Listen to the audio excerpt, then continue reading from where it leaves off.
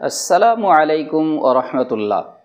আলহামদুলিল্লাহি ওয়াহদা ওয়াসসালাতু ওয়াসসালামু আলা রাসূলিল্লাহ ওয়া আলা আলিহি ওয়া আসহাবিহি আজমাইন, আম্মা বা'দ। ফাউযু বিল্লাহি মিনাশ শাইতানির রাজীম। বিসমিল্লাহির রাহমানির রাহিম। ওয়া মা আতাকুমুর রাসূলু ফাখুযুহু ওয়া মা নাহাকুম আনহু ফান্তাহু। ওয়া ক্বালা an-নাবিয়ুল কারীম সাল্লাল্লাহু আলাইহি ওয়াসাল্লাম, মান আহদাসা ফি আমরিনা হাদা মা লাইসা মিনহু ফাহুয়া রাদ্দুন। প্রিয় শ্রোতাবিন্দু, আজকে আমরা আলোচনা করব শাবান মাসের করণীয় ও বর্জনীয় নিয়ে। কোনো আমল তখনই আমাদের জন্য করণীয় হিসাবে বিবেচিত হয় যখন সেই আমল সম্পর্কে কোরআন এবং হাদিসের নির্দেশ থাকে। ঠিক একইভাবে কোনো আমল তখনই আমাদের জন্য বর্জনীয় হিসেবে বিবেচিত হয় যখন সেই আমল সম্পর্কে কোরআন বা হাদিসের কোনো নিষেধাজ্ঞা থাকে। আমরা যদি কোরআন পড়ি তাহলে দেখব আল্লাহ সুবহানাহু ওয়া তাআলা বলেন, মা আতাকুমুর রাসূলু ফাখুযুহু ওয়া মা নাহাকুম আনহু ফান্তাহু। তোমাদের রসুল সাল্লাল্লাহু আলাইহি ওয়াসাল্লাম তোমাদেরকে যা দেন তোমরা সেগুলিকে গ্রহণ করো। মানে যে আমল করার ব্যাপারে তোমাদের নবীজি মুহাম্মদ সাল্লাল্লাহু আলাইহি ওয়াসাল্লাম তোমাদেরকে নির্দেশ দেন তোমরা সেগুলিকে পুঙ্খানুপুঙ্খু মেনে চলো, পালন করো। আর যে আমলের ব্যাপারে তোমাদেরকে নিষেধ করে সেগুলি থেকে তোমরা বিরত থাকো। মা ওমা নাহাকুম আনহু ফান্তাহু। তোমাদের যে সমস্ত কর্মগুলো থেকে তিনি নিষেধ করেন সেগুলিকে থেকে তোমরা বিরত থাকো। ঠিক একইভাবে আমরা যদি হাদিস পড়ি তাহলে দেখব আমাদের নবীজি মুহাম্মদ সাল্লাল্লাহু আলাইহি ওয়াসাল্লাম বলেন, মান আহদাসা ফি আমরিনা হাযা মা লাইসা মিনহু ফাহুয়া রাদ্দুন। কোনো ব্যক্তি যদি এমন কর্ম করে, এমন কিছু ইসলামের মধ্যে নতুন জিনিস উদ্ভাবন করেন যা ইসলামের মধ্যে ছিল না, যা আমার ধর্মের মধ্যে ছিল না, ফাহুয়া রাদ্দুন, সেটাই বর্জনীয়, সেটাই প্রত্যাখ্যাত।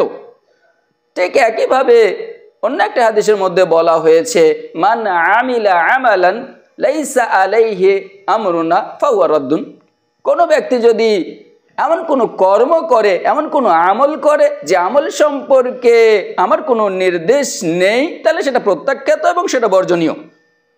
এখন শাবান মাসের করণীয় নিয়ে যদি আলোচনা করতে হয় তাহলে দেখা যাবে এই মাসের 1 নম্বর করণীয় হলো কোনো দিন নির্ধারণ না করে অধিক মাত্রায় সিয়াম পালন করা। কারণ আমরা যদি হাদিস পড়ি তাহলে দেখব নবীজি মুহাম্মদ সাল্লাল্লাহু আলাইহি সাল্লাম সম্পর্কে বলা হয়েছে, কানা ইয়াসুমু শাবানা কুল্লাহ। নবীজি শাবান মাসের পূর্ণ মাসটি সিয়াম পালন করতেন। এখানে পূর্ণ মাস বলতে অধিকাংশ দিনকে বোঝানো হয়েছে। ঠিক একইভাবে বলা হয়েছে, কানা ইয়াসুমু শাবানা ইল্লা কালিলা। তিনি শাবান মাসের অল্প কয়েকটি দিন বাদ দিয়ে পূর্ণ মাস তিনি সিয়াম পালন করতেন।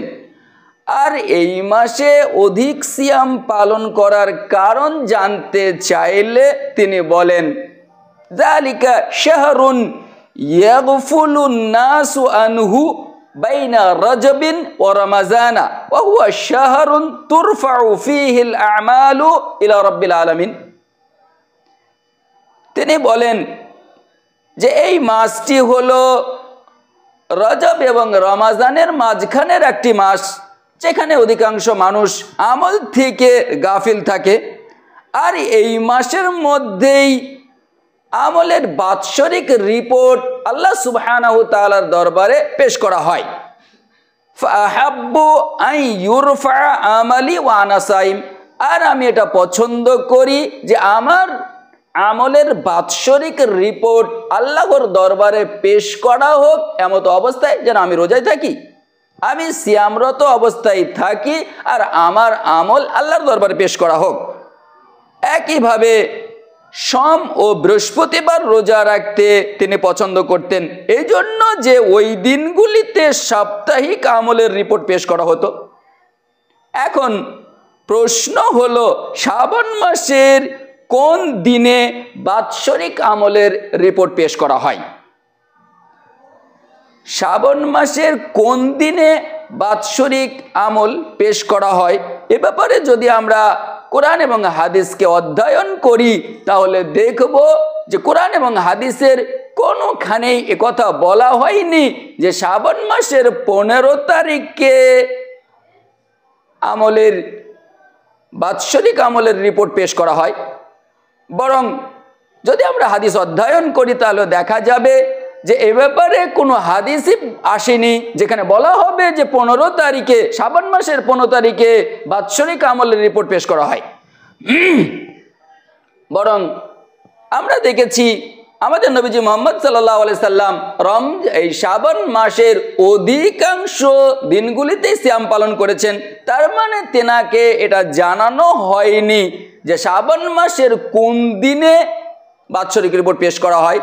তাই তিনি অধিকাংশ দিনে সিয়াম পালন করেছেন যাতে করে সেই দিনটা তিনি পেতে পারেন। অতএব আমরা উম্মত হিসাবে আমাদের করণীয় কর্তব্য হবে শাবান মাসের অধিকাংশ দিনগুলিতে সিয়াম পালন করা, যাতে করে আমরা সিয়ামরত অবস্থায় থাকি আর আমাদের বাৎসরিক রিপোর্ট আল্লাহ সুবহানাহু ওয়া তাআলার দরবারে পেশ করা হয়। 2 নম্বর করণীয় হলো এই মাসে আমাদের রমজানের জন্য প্রস্তুতি গ্রহণ করতে হবে, কারণ এর পরেই আসছে আমাদের রমজান মাস। এখন প্রশ্ন হলো কিভাবে আমরা রমজান মাসের প্রস্তুতি গ্রহণ করব। অনেকের ক্ষেত্রে দেখা যায় একদিন বা 2 দিন আগে থেকে তারা সিয়াম পালন করেন এবং এভাবে তেনারা রমজানকে স্বাগতম জানান আর এভাবে তারা রমজান মাসের প্রস্তুতি গ্রহণ করেন। এটা কি ঠিক? আমরা যদি হাদিস পড়ি তাহলে দেখব এটা একদমই ঠিক নয়।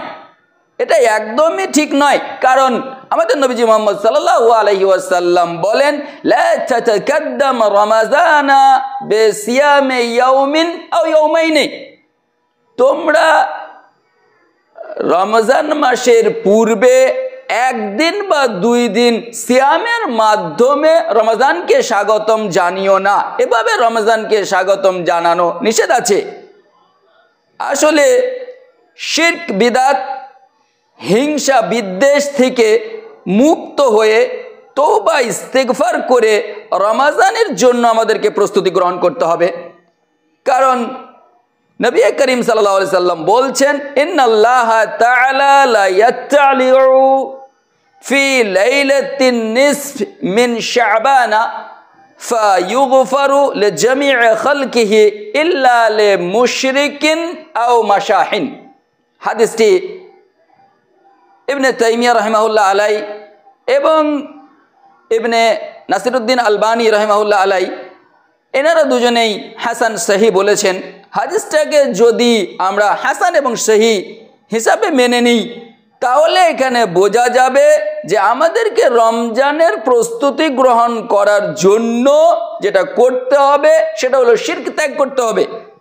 শিরক যুক্ত কোনো আমল যদি আমাদের মধ্যে থাকে তাহলে সেই আমলগুলিকে ত্যাগ করতে হবে। কারণ আল্লাহ সুবহানাহু ওয়া তাআলা বলছেন, আমাদের নবীজি বলছেন যে আল্লাহ সুবহানাহু তাআলা শাবান মাসের 15 তারিখে রাত্রিবেলায় বান্দাদের দিকে তাকান এবং সমস্ত সৃষ্টিজীবকে তিনি ক্ষমা করে দেন। শুধুমাত্র তাদেরকে ক্ষমা করেন না যারা মুশরিক এবং মুশাহিন, মানে বিদ্বেষ পোষণকারী। তাহলে বোঝা গেল যে আমাদেরকে মুশরিক হওয়া যাবে না এবং মুশাহিন হওয়া যাবে না। হিংসা, বিদ্বেষ মুক্ত হতে হবে এবং যাবতীয় রকমের শিরক, বেদাত থেকে মুক্ত হয়ে আমাদেরকে ফ্রেশ মনে রমজানের জন্য প্রস্তুতি গ্রহণ করতে হবে। বর্জনীয় হিসাবে যদি বলতে হয় যে শাবান মাসে আমাদের কি কি বর্জনীয় আছে, তাহলে আমি বলবো 15ই শ্রাবণ নির্ধারণ করে দিনে সিয়াম পালন করা এটা বর্জনীয়। কারণ আমরা নবীজির আমল থেকে যেটা পেয়েছি সেটা শুধুমাত্র 15ই শ্রাবণ নির্ধারণ করে তিনি সিয়াম পালন করেননি, বরং শ্রাবণ মাসের অধিকাংশ দিনগুলিতেই তিনি সিয়াম পালন করেছেন। অতএব সুন্নত হলো শ্রাবণ মাসের অধিকাংশ দিনে সিয়াম পালন করা। বাকি যদি কোনো ব্যক্তি প্রতি মাসে 3টে সিয়াম পালন করেন আর সেক্ষেত্রে দেখা যাচ্ছে যে 15ই শ্রাবণেও তিনার সিয়াম রাখতে হচ্ছে, কারণ প্রতি মাসে তিনি 13, 14 এবং 15 তারিখে সিয়াম পালন করেন, আর সেই হিসাবে তিনার শ্রাবণ মাসেও 13, 14, 15 সিয়াম পালন করতে হবে। এতে কোনো বাধা নেই, এতে কোনো আপত্তি নেই, তিনি পালন করতে পারেন।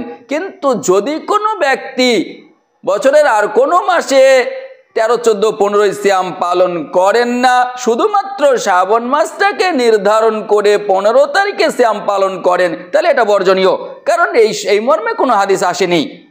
ঠিক একইভাবে বর্জনীয় হিসাবে যদি বলতে হয় তাহলে শ্রাবণ মাসের 15 তারিখের রাত্রিতে যে অধিক মাত্রায় সলাত আদায় করা হয়, 100 রাকাত সলাত আদায় করা হয়, এটা বর্জনীয়। তার কারণ আমাদের নবীজি মুহাম্মদ সাল্লাল্লাহু আলাইহি সাল্লাম বলছেন, সল্লু কামা রাআইতুমুনি উসাল্লি, তোমরা ঠিক সেভাবে সলাত আদায় করো যেভাবে আমাকে সলাত আদায় করতে দেখেছো। আর আমরা যদি হাদিস অধ্যয়ন করি তাহলে দেখব যে নবীজি মুহাম্মদ সাল্লাল্লাহু আলাইহি সাল্লাম তার জীবদ্দশায় কোনোদিনই 15ই শ্রাবণের রাত্রিতে 100 রাকাত সলাত আদায় করেননি। অতএব এটা বর্জনীয় একটি আমল। ঠিক একইভাবে আমাদের মধ্যে কিছু সংখ্যক মানুষের মধ্যে একটা প্রচলন আছে যে তারা এই 15ই শ্রাবণে হালুয়া এবং রুটি তৈরি করে খান এবং তারা বলেন যে এটা নবী করিম সাল্লাল্লাহু আলাইহি সাল্লামের প্রতি আমাদের একটা মহব্বতের বহিঃপ্রকাশ। কেন না, তো মুহাম্মদ সাল্লাল্লাহু আলাইহি সাল্লামের উহুদের ময়দানে দাঁত শহীদ হয়ে গেছিল, তিনি শক্ত খাবার খেতে পারেননি, তাই তিনি হালুয়া খেয়েছিলেন। তিনার সেই মহব্বতে আমরা আজকে হালুয়া খাবো। এই কথাটা খুবই ভুল কথা, কারণ নবীর সঙ্গে মহব্বত করার জন্য নবী কি খেয়েছেন সেটা বড় কথা নয়। আল্লাহ সুবহানাহু ওয়া তাআলা বলছেন, কুল ইন কুনতুম তুহিব্বুনাল্লাহা ফাত্তাবিউনি ইউহিব্বুকুমুল্লাহ ইয়াগফির লাকুম যুনুবাকুম, তোমরা যদি আল্লাহর সঙ্গে মহব্বত করতে চাও তাহলে ফাত্তাবিউনি, আমার ইতাআত করো। হে নবী, তুমি লোকেদের বলে দাও যে তারা যদি আল্লাহর সঙ্গে মহব্বত করতে চায় তারা যেন তোমার অনুসরণ করে। তাহলে আল্লাহর রসুলের আনুগত্য করতে হবে। আল্লাহর রসুল যেহেতু সর্বক্ষেত্রে আমাদের জন্য আনুগত্যের পাত্র, অতএব সেক্ষেত্রে আমাদেরকে তিনার আনুগত্য করতে হবে। তাহলে আল্লাহ রাব্বুল আলামিন আমাদেরকে ভালোবাসবেন এবং আমাদের গুনাহসমূহকে ক্ষমা করে দেবেন। আর দ্বিতীয় কথা, এই যে আমাদের নবীজি মুহাম্মদ সাল্লাল্লাহু আলাইহি সাল্লামের দাঁত মোবারক শহীদ হয়েছিল, এটা কোথায়? উহুদের মাঠে। আর উহুদের যুদ্ধ হয়েছিল শাওয়াল মাসে। উহুদের যুদ্ধ হয়েছিল শাওয়াল মাসে, তার মানে নবীজির দাঁত ভেঙেছিল শাওয়াল মাসে। আর আমরা হালুয়া ভক্ষণ করছি তার আরো 2 মাস পূর্বে শাবান মাসে। শাবান, তারপরে রমজান, তারপরে শাওয়াল। তাহলে দাঁত ভাঙার 2 মাস আগেই আমরা নবীজির সুন্নত পালন করছি। ফলে এটা একেবারেই একটা ভ্রান্ত ধারণা আমাদের। এই ধারণা থেকে আমাদের বেরিয়ে আসতে হবে। আর 4 নম্বর পয়েন্ট হিসাবে যদি আমি বলি, তাহলে এই রাতে বা দিনে কবর জিয়ারতের যে ধারণা, এটা আমাদের একটা ভ্রান্ত ধারণা। অনেকে আমরা বলে থাকি বা বিশ্বাস করি যে এই রাতে কবর থেকে রূহদের আগমন ঘটে, তারা বাড়িতে আসে, তাই তাদের জন্য বিভিন্ন রকমের সুস্বাদু খাবার তৈরি করে রাখা হয়। এটা একেবারেই ভ্রান্ত ধারণা। এরকম কিছুই হয় না। রূহদের নিজস্ব কোনো পাওয়ার নেই, তারা নিজেরা কখনোই তাদের বাড়িতে আসতে পারে না। আর রইল কবর জিয়ারাত, তো কবর জিয়ারাত সম্পর্কে আমাদের নবীজি মুহাম্মদ সাল্লাল্লাহু আলাইহি ওয়াসাল্লাম বলেন, জুরুল কবুরা ফাইন্নাহা তুযাক্কিরুকুমুল আখিরা, তোমরা কবর জিয়ারাত করো, কারণ এই কবর জিয়ারাত তোমাদেরকে পরকাল স্মরণ করিয়ে দেবে। তার মানে কবর জিয়ারত করার একটা উদ্দেশ্য হলো পরকালকে স্মরণ করা। আমরা কি শুধুমাত্র একটা রাত্রিতে বা একটা দিনেই পরকালকে স্মরণ করব? জি না, আমরা জীবনের প্রতিটা মুহূর্তে, প্রতিটা দিন, প্রতিটা রাতেই আমরা পরকালকে স্মরণ করব, এটাই হওয়া উচিত। ফলে এই ধরনের আকীদা পোষণ করা ঠিক নয়। আর 5 নম্বরে যেটা আকীদা পোষণ করা ঠিক নয় আমাদের, সেটা হলো এই যে শবে বরাত, এটা একটা আকীদা বা বিশ্বাস। শবে বরাত কথাটা ঠিক নয়। দেখুন, শব এই শব্দটা হচ্ছে ফার্সি শব্দ, আর বরাত শব্দটা আরবি শব্দ।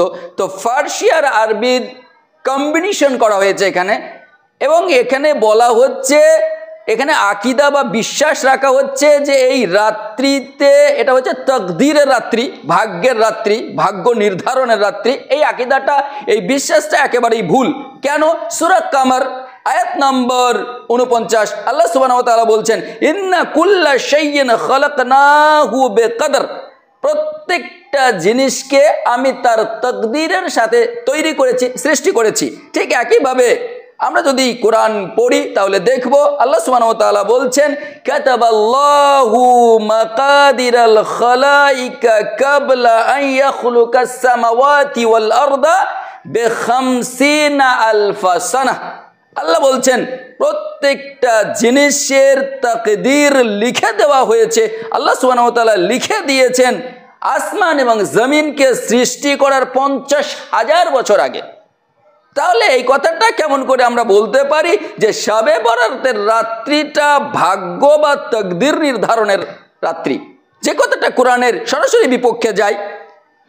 আর এখানে যেটা আরেকটা কথা বলা হচ্ছে যে ইন্না আনজালনাহু ফি লাইলাতিন মুবারাকাহ, এই আয়াতটাকে নিয়ে যিনারা ব্যাখ্যা বিশ্লেষণ করছেন, ফিহা ইউফরাকু কুল্লু আমরিন হাকিম, যে একটি বরকতপূর্ণ রজনীতে কোরআনকে অবতীর্ণ করা হয়েছে এবং সেখানে সমস্ত মানুষের যে তাকদীর সেটাকে নির্ধারণ করে দেওয়া হয়েছে, লিপিবদ্ধ করে দেওয়া হয়েছে। এটা একটা ভুল ব্যাখ্যা, এটা একটা ভুল ব্যাখ্যা। এখানে যেটা বলা হয়েছে সেটা হচ্ছে দায়িত্বশীল ফেরেশতাদের 1 বছরের ভাগ্য সম্পর্কে অবগত করা হয়। এখানে যে কথাটা বলা হচ্ছে সেটা হচ্ছে 1 বছর একজন বান্দার ভাগ্যে কি কি রয়েছে লিপিবদ্ধ, সেটা দায়িত্বশীল ফেরেশতাদেরকে শুধুমাত্র অবগত করানো হয়। আর এটাও এই শবে কদরের রাত্রিতে, এই শবে বরাতের রাত্রিতে নয়, বরং এটা হচ্ছে শবে কদরের রাত্রি। কারণ যেখানে বলা হচ্ছে ফিহা ইউফরাকু কুল্লা আমরিন হাকিম, এই আয়াতটার আগে বলা হচ্ছে ইন্না আনজালনাহু ফি লাইলাতিন মুবারাকা, এই রাত্রিতে কোরআন অবতীর্ণ করা হয়েছে। আমরা সবাই জানি কোরআন কখনোই শবে বরাতের রাত্রিতে বা শ্রাবণ মাসে অবতীর্ণ হয়নি, বরং কোরআন অবতীর্ণ হয়েছে কবে? কোরআন অবতীর্ণ হয়েছে রমজান মাসে লাইলাতুল কদরে। এ সম্পর্কে অসংখ্য কোরআনী আয়াত আছে। আল্লাহ সুবহানাহু ওয়া তাআলা বলছেন, শাহরু রমাজান আল্লাযী উনজিলা ফীহিল কুরআন হুদাল লিন-নাস ওয়া বায়িনাতিন মিনাল হুদা ওয়াল ফুরকান। শাহরু রমাজান আল্লাযী উনজিলা ফীহিল কুরআন, রমাজান সেই মাস যেখানে কোরআনকে অবতীর্ণ করা হয়েছে।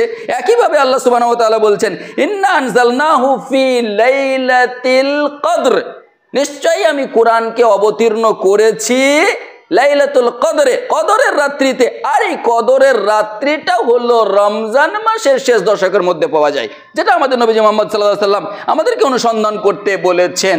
অতএব এ ধরনের আকীদা পোষণ করা আমাদের বর্জন করতে হবে।